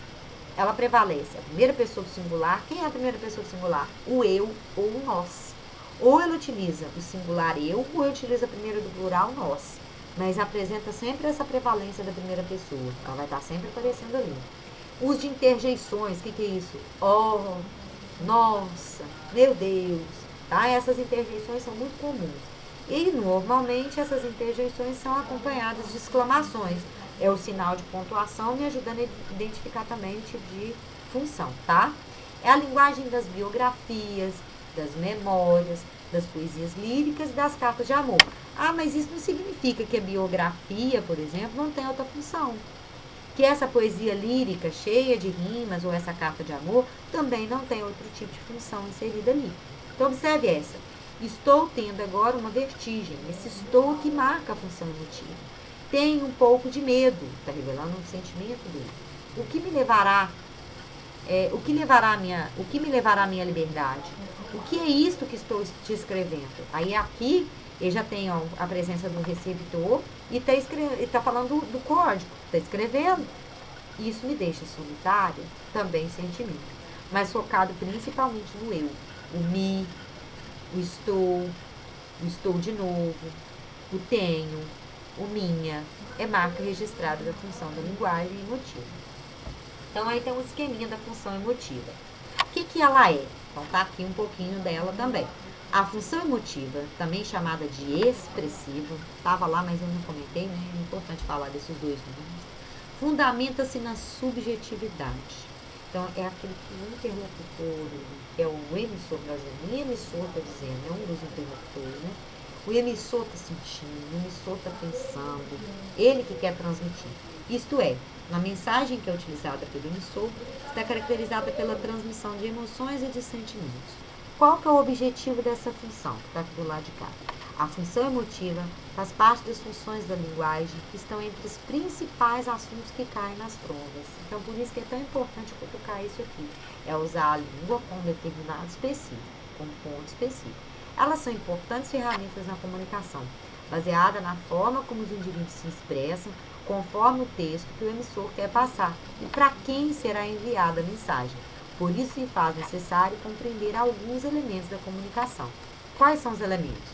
Saber qual é o emissor, que é aquele que envia a mensagem, saber sobre o receptor, que é aquele que recebe a mensagem, entender a mensagem, que consiste nas informações contidas nos textos e nos diálogos, quase sempre associada aí a uma questão mais poética ou um texto literário, que é muito comum a gente ter a transcrição aí de textos que denotam, ou que trazem, melhor dizendo, né, as emoções mais claras, mais expressivas. Canal de comunicação, meio utilizado para transmitir a mensagem, é um livro? Por exemplo, é o meio digital, a internet? É um post da internet, como as frases que eu usei para abrir a nossa aula? São, né, funções emotivas ali. O código é a língua portuguesa? Ou tem uma imagem ali também? É o verbal e não verbal de Logano? O contexto referente, situação na qual a mensagem se insere. Então, esse último aqui aparece nas notícias e nem sempre aparece naquele que tem ali a literatura e vice-versa, tá? Então, é muito comum um ou outro se excluir e mais de um aparecer junto. Quais são as características dessa função que é chamada de emotiva? Subjetividade, conforme dito acima, se dedica à visão pessoal de quem emite a mensagem. Unilateralidade, isto é, atém somente na emissão da mensagem, sem se preocupar com a interpretação do receptor. Então, a função emotiva, se eu estou falando de uma música, por exemplo, ou de uma poesia, aquele que está escrevendo, o poeta, através do próprio lírico, ele se expressa e ele não está preocupado com o que nós, como leitores ou receptores, vamos entender, não. Ele está preocupado em transmitir aquilo que ele está sentindo naquele momento, a pôr no papel. Ao uso de interjeições para enfatizar o discurso. Isso aqui pode ou não aparecer, tá? Não são sempre que vão aparecer nas poesias ou nos tipos de texto que a gente tem por aí, não. Marcada pelo uso da primeira pessoa do singular. Essa é a mais importante das características da função emotiva. É a que vocês mais vão ver e vão apresentar na hora que estiverem analisando os textos, as questões que caem aí sobre a função da linguagem. O uso de pontuações, então é muito comum a exclamação, o uso da reticência, da vírgula, para mostrar essa função, essa emoção que a mensagem está trazendo. Exemplo, olha aí o que vocês têm, um poeminha do Mário Quintana.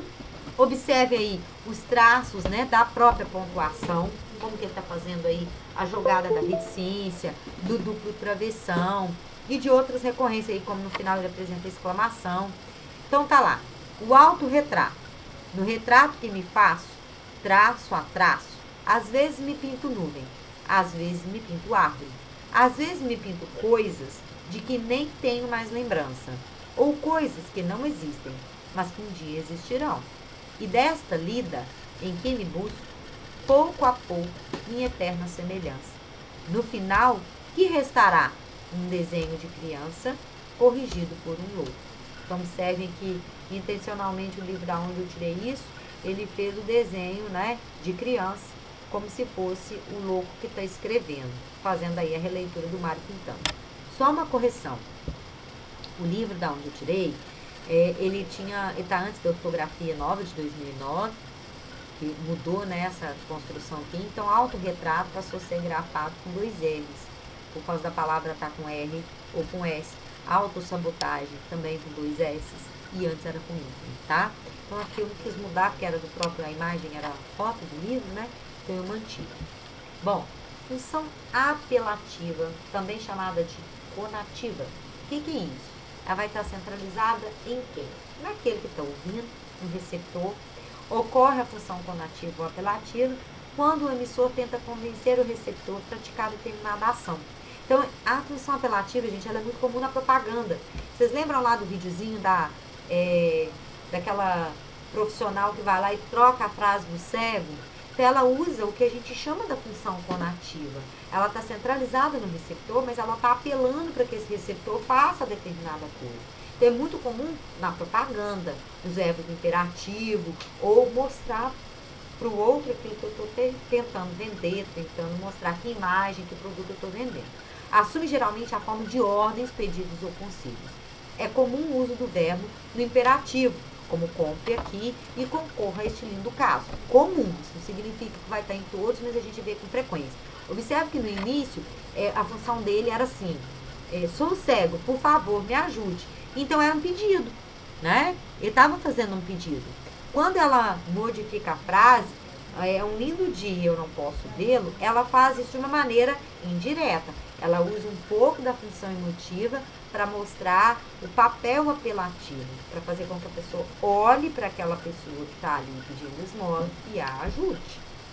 Compre aqui é a tentativa do emissor de convencer o receptor a praticar a ação de comprar ali.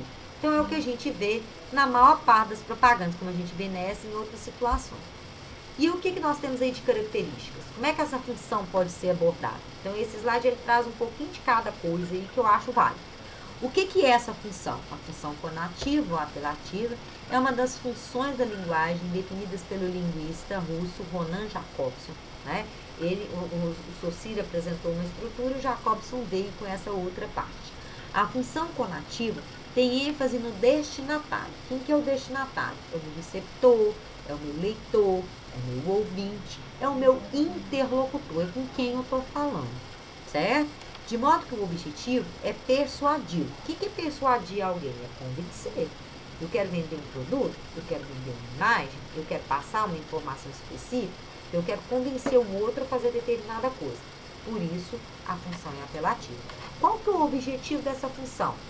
Explorar o uso do discurso em segunda ou em terceira pessoa. Então, o que acontece?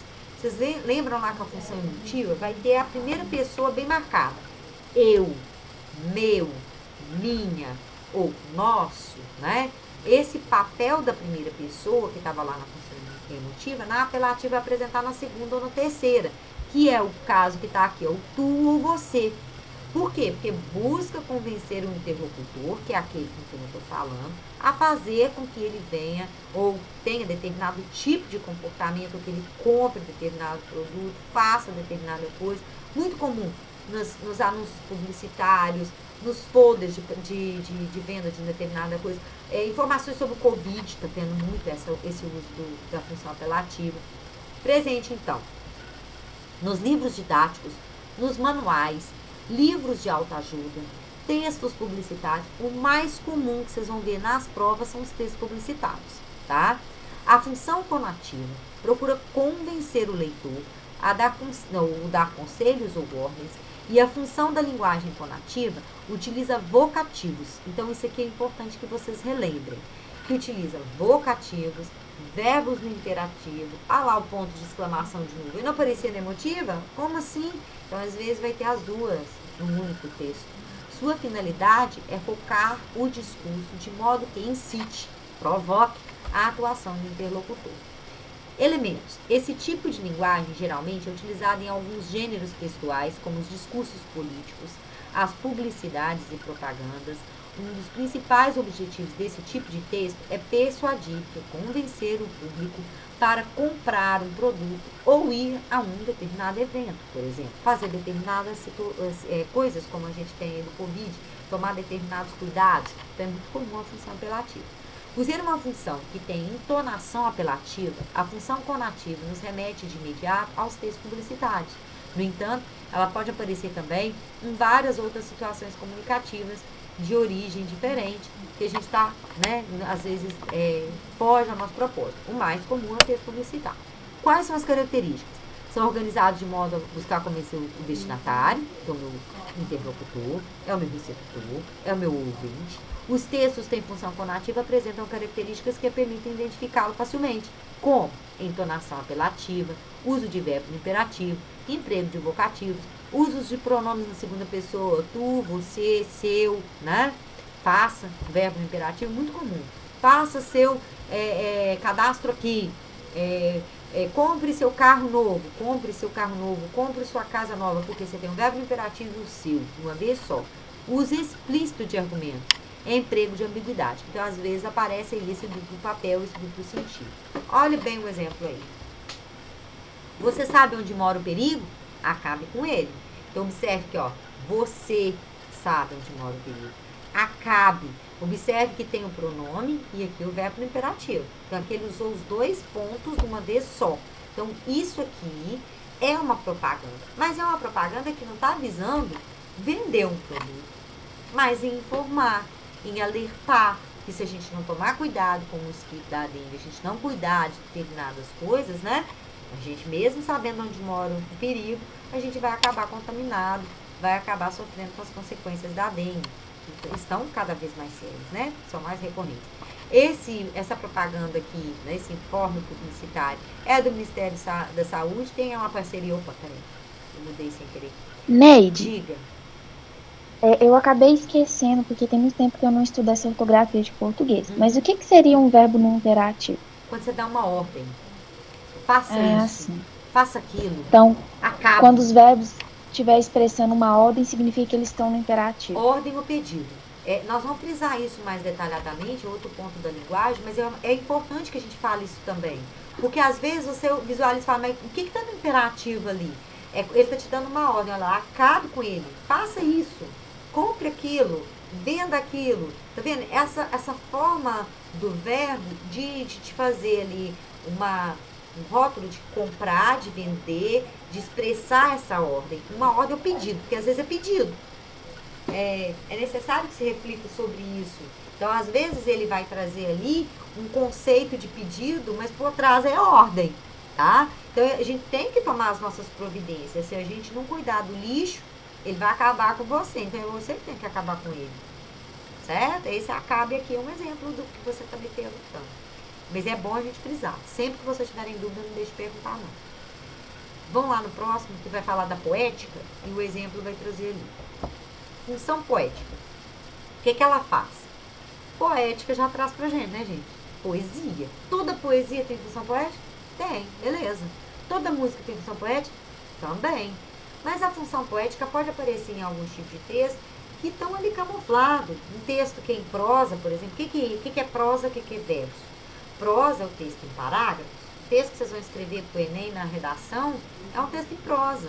Ele tem 3, 4 parágrafos fundamentados de uma determinada forma. E o que é poesia? Que é o texto que é uma linha debaixo da outra, que configura ali a função poética. Aquele texto do Mário Quintana que eu apresentei lá na função emotiva, ele é um texto que tem uma estrutura de poesia. Ué, então tem função poética naquele texto? Tem. Ele tem a função emotiva, porque está fundamentado lá na primeira pessoa, que é aquilo que o Olímpico está sentindo naquele momento, mas ele é imbuído de poesia, está cheio de poesia. Então, centralizado na mensagem, revelando recursos imaginativos criados pelo emissor, a função afetiva, sugestiva, conotativa. Então, observe que conotativa é diferente de conativa. Conativa é apelar, é chamar a atenção do meu interlocutor. Por isso, o verbo no imperativo ou a segunda pessoa na pronome, né? Você, seu, sua. Conotativa é quando o sentido é figurado, é metafórico, tem um monte de expressões que a gente vai ver ali no sentido figurado ou metafórico. Valorizam-se as palavras e as suas combinações. É a linguagem figurada, apresentada nas obras literárias, aí todo tipo de texto que for da literatura aparece função poética. Então, é um trecho lá do Guimarães Rosa. Ah, mas não está em forma de poesia, mas é do Guimarães Rosa, vai ser poética. Ah, mas está explicando ali uma determinada palavra. Então, ele vai ter mais de uma função, mas tem poética ali também. Letras de músicas, algumas propagandas, a gente falou da propaganda mais apelativa, mas pode aparecer com poética. Vamos ver um resumão da função poética. O que ela é? Ela também é conhecida como função estética. Por quê? Porque ela está preocupada muito mais com a colocação da palavra dentro do contexto do que propriamente com alguns outros elementos da mensagem transmitida. É a função cujo objetivo é a valorização da mensagem, bem como a forma como ela é transmitida. A linguagem dela, né, a função que ela vai ter ali, a função exerce a função poética quando valoriza o texto da elaboração. Ou seja, o autor faz uma combinação das palavras, usa muito figuras como metáfora, nós vamos ter todas elas, tá, gente? Metáfora, literatura também esbarra. A metáfora, a antítese, a hipérbole, a comparação, a sinestesia. Então, nós vamos relembrar cada uma delas. Metáfora, quando eu faço uma comparação subentendida. Então, quando eu digo, por exemplo, né, ela é a flor mais linda do meu jardim, eu tenho metáfora. Quando eu tenho comparação, quando eu tenho que falar, ela é tão linda quanto a flor do meu jardim, suave e perfumada. Antítese, quando trabalha com a oposição, com a contradição, cedo, tarde. É muito comum naquele poema do Camões, amor é fogo que arde sem se ver, ferida que dói e não se sente. Então, um jogo de antítese, de paradoxo que nós vamos trabalhar, né, que é uma antítese muito ambivalente, muito distante uma coisa da outra, aí vira paradoxo. Hipérbole, que é o exagero. Aliteração, que quase sempre vem de mãozinha dada lá com a assonância. Aliteração, repetição de mesma consoante.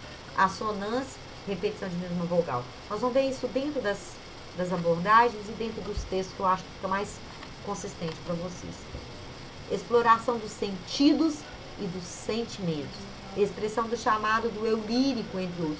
Quando a gente fala dos sentidos e dos sentimentos, eu estou duelando, eu estou me aproximando lá da função emotiva. Então, é muito comum os textos apresentarem a função emotiva e a função poética juntas, tá? Assim, vamos lá para as características. Assim é mais comum nos textos literários, especialmente nos poemas que enfatizam com mais frequência a subjetividade. Lembra que a subjetividade estava lá na função emotiva? É porque elas estão sempre parceiras, elas estão sempre andando juntas. No entanto, podemos encontrar esse tipo de função em alguns anúncios publicitários e também na prosa, com textos que a gente tem ali dentro da literatura, bem como aliada de alguns tipos, como essa função é a função emotiva. Quais são as características, né? Palavras com função estéticas, utilização de sentido figurado ou conotativo, utilização de textos bem elaborados, aí vai usar, por exemplo, se eu pego um texto barroco, aí vai usar um vocabulário mais erudito, então notem que está lá na literatura, o barroco está lá na literatura, o professor de literatura vai detalhar isso com vocês. Mas se eu conheço um pouco da função poética, eu consigo espelhar uma coisa e entender melhor. Presença das figuras de linguagem, como a metáfora e outras tantas, proporciona uma subjetividade maior ao texto e busca surpreender ou fugir do comum, quebrar determinada estrutura. É bem a frase que a publicitária escreveu lá no cartaz pro cego. Está um lindo dia, eu não posso vê-lo. Ou o outro que eu citei para vocês, é primavera em Paris, eu não posso vê-la. Então a função poética trabalha muito essa construção da palavra significando algo além. Exemplos. Pode se tornar como exemplo o anúncio de um medicamento, Doril, por exemplo. Nele há um slogan feito com rimas. Tomou Doril, a dor sumiu. Então o que ele faz? Ele brincou aqui, mas tem tudo a ver também lá com o apelativo. Ele está apelando, claro, ele quer que você compre esse produto, mas para isso ele brincou com rima, ele brincou com a jogada das palavras, né? A construção de uma estética por meio da simetria das letras. Então ele joga essa troca, né, Doril e dor, para a gente poder analisar. Aí tem dois exemplos da função poética. Vocês já ouviram falar em poema concreto ou concretismo, gente? Que são exemplos de... Só para vocês visualizarem comigo, já tinham visto algum desses dois poemas aí que eu coloquei na tela de vocês ou não? Sim. Já tinham visto alguma coisa do concretismo, então fica mais fácil. É quando a imagem e a palavra dialogam, comungam, né? Aquela do lixo, luxo e lixo, né? A palavra sendo reposta e reconstruída numa sobreposição. Esse daqui que brinca com a xícara, né? De café. Então, a gente pode começar por várias colocações, mas eu começaria por aqui, ó.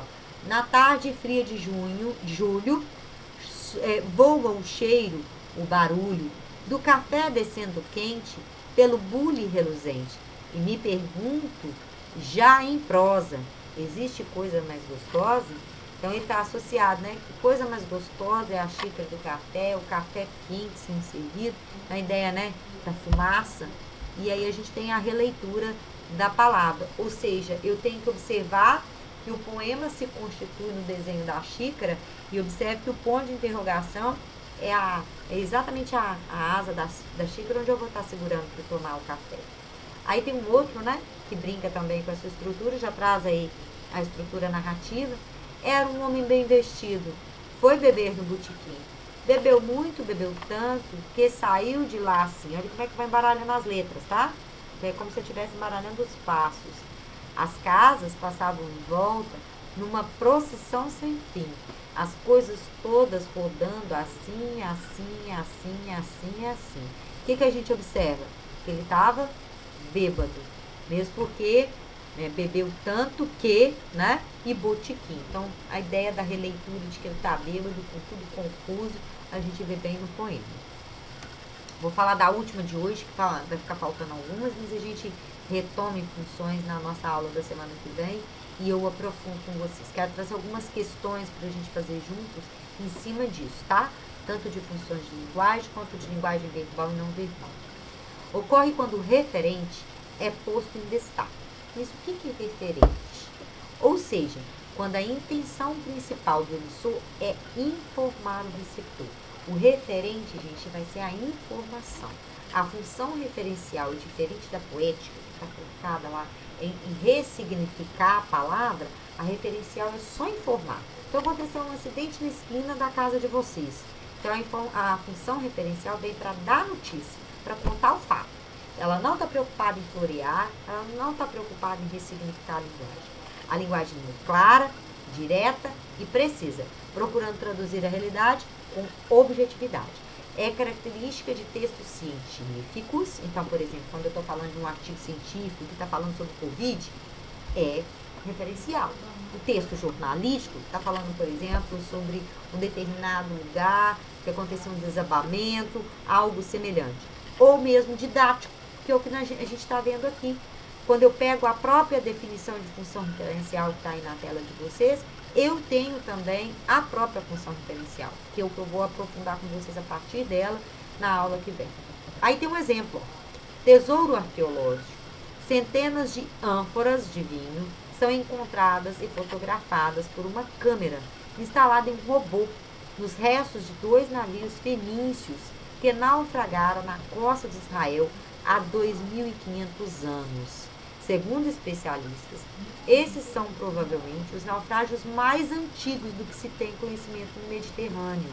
A descoberta foi feita pela equipe de oceanógrafos e arqueólogos do pesquisador Robert Ballard, que encontrou o Titanic. Então, essa é uma notícia antiga de um achado, né, arqueológico do estado de São Paulo, do dia 24 de junho de 1999. Mas é uma história, né, um achado arqueológico que configura também um pouco da história, né, que é um navio dos fenícios, que aí a gente tem a estrutura.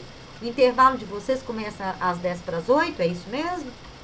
Só para ver se eu estou me situando aí com o horário. Acho que é. Eu acho que sim. Desculpa, eu esqueci seu nome. Qual que é mesmo? Neide. Eu falei mais no início, mas já vai perdendo, vai esquecendo. Esses slides que você mostrou na aula, você vai mandar no grupo pra gente depois? Eu vou disponibilizar para vocês, só que eu vou fazer o seguinte.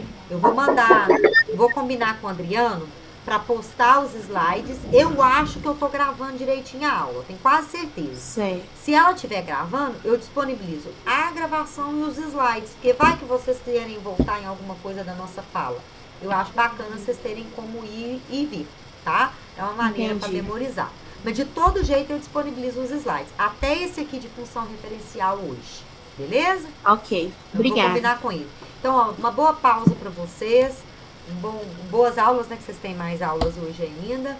Um bom descanso e a gente retoma na terça-feira que vem, nesse mesmo primeiro horário. Aí a gente vai ter uma aula só, vai ser mais curtinho. Prometo falar menos, porque eu falei mais que o homem da Copa.